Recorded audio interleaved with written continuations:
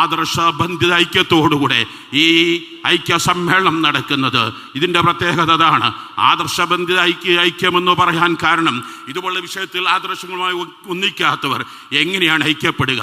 മക്ബറകളിലേക്കായിരിക്കും കുറേ വഖഫുകൾ ഉണ്ടാകുക, കുറേ വഖഫുകൾ മൗലൂദ് ഓതാനായിരിക്കും, കുറേ വഖഫുകൾ ഈ റാത്തീബ് ചെല്ലാനായിരിക്കും. ഇവിടങ്ങളിലൊക്കെയുള്ള വഖഫുകൾ ഒരു ഭാഗം മക്ബറ വിളിക്കണമെന്ന് പറയുമ്പോൾ, ഒരു ഭാഗം റാത്തീബ് ചെല്ലാൻ പാടില്ല എന്ന് പറയുമ്പോൾ അവരുമായി എങ്ങനെയാണ് വഖഫ് സംരക്ഷണത്തിന് വേണ്ടി നമുക്ക് സംഗമിക്കാൻ കഴിയുക?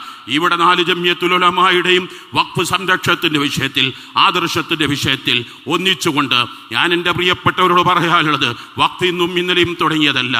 മുഗൾ ചക്രവർത്തിമാർ നമുക്ക് ധാരാളം വഖഫുകൾ, ആ വഖഫുകളുടെ കണക്കുകളെല്ലാം കേൾക്കുമ്പോൾ ഞെട്ടിപ്പോകും. ഇവിടെ പലരും ഭരിച്ചു, അവരെല്ലാം വഖഫുകൾ സംരക്ഷിച്ചു. എന്നാൽ ഇപ്പോൾ വന്ന ഭേദഗതി ബില്ല് മുസ്ലിമീങ്ങളുടെ പുരാതനമായ നൂറ്റാണ്ടുകൾ സഹസ്രാബ്ദങ്ങൾ പഴക്കമുള്ള വഖഫുകളെല്ലാം അത് പിടിച്ചടക്കാനുള്ള, അത് മറ്റ് വിഭാഗത്തിൽ പിടിച്ചടക്കാനുള്ള ചില പോംവഴികളാണ്. ഇതിൽ പ്രതിഷേധിക്കാതിരിക്കാൻ ഒരു മുസ്ലിമിന്, ഒരു മുഅ്മിന് എന്നല്ല ഒരു മനസ്സാക്ഷിക്ക് ഇന്ത്യയിലുള്ള ഈ 144 കോടികളും സത്യാന്വേഷികളാണോ അവർക്ക് കഴിയാതിരിക്കുകയില്ല.